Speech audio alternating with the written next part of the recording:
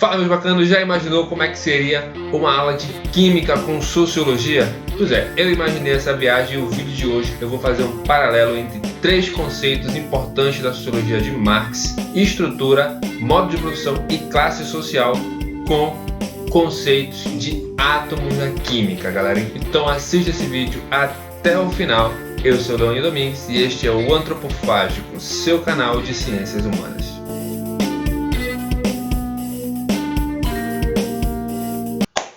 Então, meus bacanos, se você está assistindo esse vídeo aqui, provavelmente você já viu o vídeo 1 sobre Marx, mas se você não viu, o link está aí na descrição e no card aqui em cima.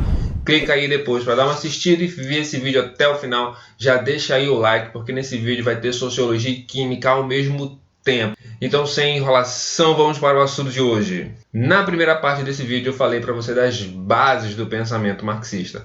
Eu falei para você das influências de Marx e alguns de seus contextos, e no vídeo de hoje eu vou estar trazendo para você, como eu já falei, conceitos importantes como estrutura, modo de produção e classe social. Você já sabe que o método de Marx é um método do materialismo histórico dialético. A gente viu isso no vídeo passado. Esse é um método que Marx vai usar para analisar a sociedade. O objetivo de Marx com a sua sociologia, então, é desvendar, é compreender, mas não só compreender, transformar a estrutura da sociedade capitalista. Então aqui já entra o primeiro conceito que a gente precisa compreender, o conceito de estrutura social. O que é uma estrutura social? O que é a estrutura da sociedade? Então olha só, uma estrutura é uma espécie de esqueleto. É a maneira, a forma como alguma coisa está organizada. Por exemplo, vocês estão vendo aqui esse cenário, ele está organizado de uma forma, ele tem uma estrutura. No entanto, vamos para a nossa viagem aqui, porque você pode estar dizendo, cara, eu não sou um cara de humanas, eu sou um cara de exatas, eu entendo as coisas de exatas. Então, vamos para as exatas para compreender um conceito sociológico. Pense no átomo. Vamos viajar um pouco entre sociologia e química. Pense no modelo atômico de Rutherford Bohr. Mas eu não vou entrar em muitos detalhes químicos, porque obviamente eu não sou químico. E esse modelo atômico surgiu no final do século XIX, meados do século XIX, início do século XX. E nesse modelo atômico, como vocês podem ver, o átomo possui duas regiões. Uma chamada de núcleo, a outra de eletrosfera. Então, na primeira região, a gente tem o núcleo, que é composto por prótons e nêutrons, os quais possuem uma massa considerável, gerando uma alta densidade de massa. Ou seja, essa região concentra massa. Atenção para isso aqui. Na segunda região se tem a eletrosfera, a região onde se encontram os elétrons, cuja massa é muito pequena em relação ao núcleo. Ou seja, essa região não concentra muita massa. Isso aqui também é importante. A química nos ensina, galera, que os prótons que compõem o núcleo têm carga elétrica positiva, enquanto que os elétrons que compõem a eletrosfera tem carga elétrica negativa. Os elétrons, então, são atraídos pelos prótons através da força nuclear forte,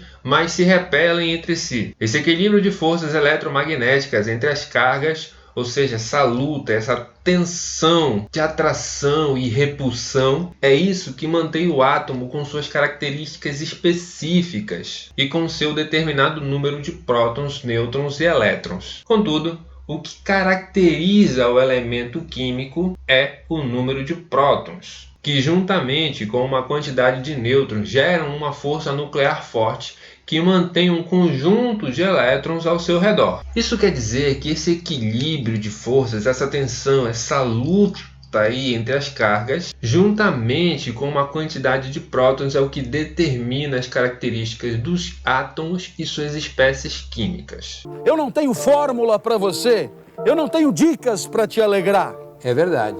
Quer dizer, às vezes não. Agora volta para a sociologia e calma que eu vou amarrar tudo isso daí para ti, pelo menos eu espero. O que Marx vai perceber a partir do seu método sociológico é que as sociedades possuem na sua base, na sua base estrutural, dois grupos sociais antagônicos, opostos. Ó, perceba aí, dois grupos sociais e o átomo duas regiões opostas. Esses grupos sociais são classificados por Marx como forças produtivas. Olha aí, forças. Cada grupo então representa uma força dentro da estrutura social. E a forma como esses grupos sociais se relacionam, olha, perceba aí a questão do equilíbrio de forças, essa tensão que eu falei lá do átomo. Aqui na sociologia são suas relações de produção. E a forma como esses grupos sociais se relacionam, né, suas relações de produção, olha o equilíbrio de forças de tensão que eu falei lá do átomo, é isso que vai determinar a organização, a forma de organização dessa sociedade. Assim como na química, a estrutura do átomo determina o átomo, na sociologia, a estrutura social determina o modelo de sociedade. E essa forma, esse modelo de sociedade, essa forma de organizar a sociedade, na sociologia a gente chama de modo de produção. Então, modo de produção é igual a forças produtivas, né? Grupo social A mais grupo social B, mais as relações de produção. Assim como o átomo é igual à força das suas regiões, o núcleo mais a eletrosfera, mais a força eletromagnética, que é como eles se relacionam, por assim dizer. Se eu mexer nesse equilíbrio do átomo, ou seja, na sua estrutura, alterando o seu número de prótons e elétrons, eu altero a sua força eletromagnética. E, consequentemente, eu estou alterando aquilo que caracteriza o átomo e suas espécies químicas. Então, se eu tiver, sei lá, um átomo de Cu,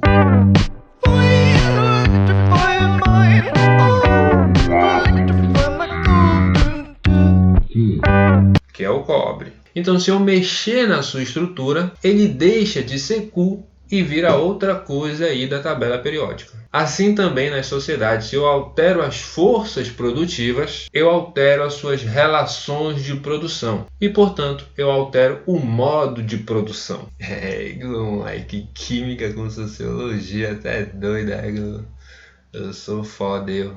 É? Que merda, hein? Sabia não?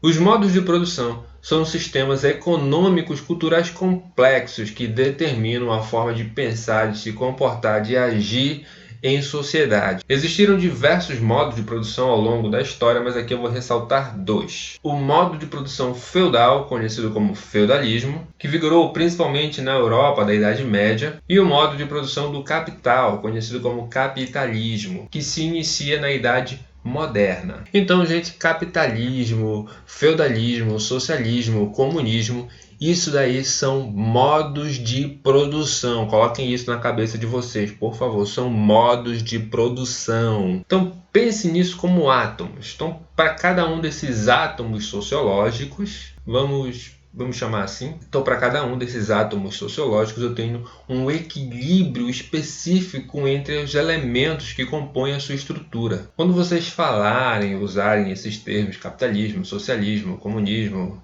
enfim, tenham isso em mente. São modos de produção, não são formas de governo. Então, nada de sair por aí dizendo que o PT fez um governo socialista, comunista, não tem nada a ver. Então, cada modo de produção tem na sua base estrutural dois grupos sociais, que são as forças produtivas, mais a sua forma de se relacionar, que a gente chama de relações de produção. No feudalismo, esses grupos sociais na base da sociedade feudal era de um lado a nobreza, do outro a plebe. Na nobreza estava a galera rica, ou seja, que concentrava massa de capital. E na plebe estava a galera lisa, ou seja, que não conseguia concentrar muita massa de capital. Só que tem um detalhe aí, dentro da plebe estava a classe burguesa, que era uma classe que tinha um certo poder econômico e não aceitava mais produzir as riquezas do modo de produção feudal para a nobreza ficar usufruindo. Essa tensão entre burguesia de um lado,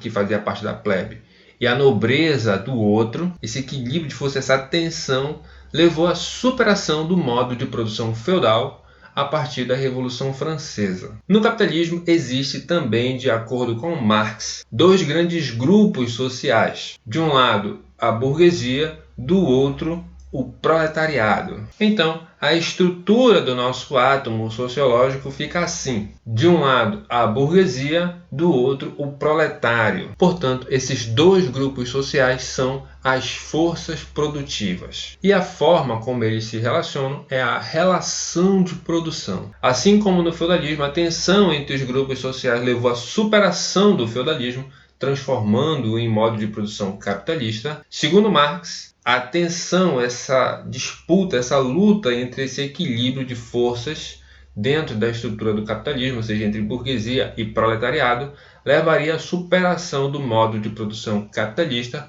para um outro modo de produção que, na visão de Marx, seria o socialismo. Esses dois grandes grupos dentro da sociologia são chamados de classes sociais. E esse equilíbrio de forças entre elas dentro do sistema capitalista, essa disputa de forças, é chamado de luta de classes. Então, meu amigo que está aí do outro lado assistindo isso, Marx não inventou a luta de classes, Marx não inventou as classes sociais, ele apenas constatou a sua existência nos diversos modos de produção. Então, Marx não dividiu a sociedade, como muita gente fala aí, ele apenas observou e constatou a forma como a estrutura social se comporta. No capitalismo, as forças produtivas são as classes sociais, burguês e proletário. E a relação de produção, ou seja, a forma como elas se relacionam, é o assalariamento. Dessa forma, o que a gente percebe é que as sociedades estão divididas em, de um lado,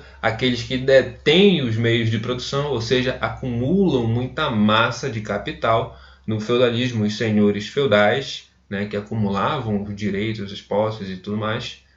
No capitalismo, a burguesia, os grandes empresariados. Do outro lado, a gente vai ter aqueles que são obrigados a alugar ou vender a sua força de trabalho e, portanto, são os explorados. No feudalismo, os servos a partir da corvéia, talha e banalidade. No sistema capitalista, o proletariado a partir da mais-valia. Isso aqui a gente vai trabalhar melhor em outro vídeo. Portanto, galera, a luta de classe não se trata de um embate físico entre as classes, entre os grupos sociais, mas se trata de uma tensão, de uma disputa pelo equilíbrio de forças entre esses elementos antagônicos que compõem a estrutura social. Essa tensão, essa disputa, esse equilíbrio de forças leva invariavelmente à superação do modo de produção, transformando-se em outro modo de produção e assim sucessivamente. É por isso que Marx diz que a luta de classes é o motor da história, porque é a partir dessa tensão, dessa disputa, desse equilíbrio de forças que a história se transforma. Fazendo um paralelozinho aí com a física, nada se cria, tudo se transforma. Portanto, meus queridos, um dia o capitalismo vai acabar. Mas, se realmente virá aquilo que Marx pronunciou como socialismo, não sabemos. E eu fiz questão, galera, de fazer essa relação entre química e sociologia para mostrar para você que na sociologia não existe achismo, opinionismo. Se trata de ciência. E antes de encerrar esse vídeo, galera, eu queria mandar um abraço para o meu amigo professor Marcondes de Química, que foi quem me ajudou com esse roteiro. Marcondes, um grande abraço para você. Bom, meu companheiro, minha companheira antropofágica que está aí, esse foi o vídeo. Eu sei que você gostou desse vídeo, então deixa aí o seu gostei. Comenta aí embaixo se você não entendeu alguma coisa, se você tem alguma sugestão, ideia, dicas, enfim, comenta aí. Compartilha esse vídeo, porque esse vídeo tá top. Compartilha para todo mundo que você puder compartilhar. E se inscreve, galera. Se inscreve aí no canal. E não esquece, ativa os sininhos para receber notificações de todos os vídeos do canal, para você não perder nada, galera, beleza? Clica aí num desses vídeos. Me segue nas redes sociais. Um beijo pai d'égua para vocês e a gente se vê no próximo vídeo.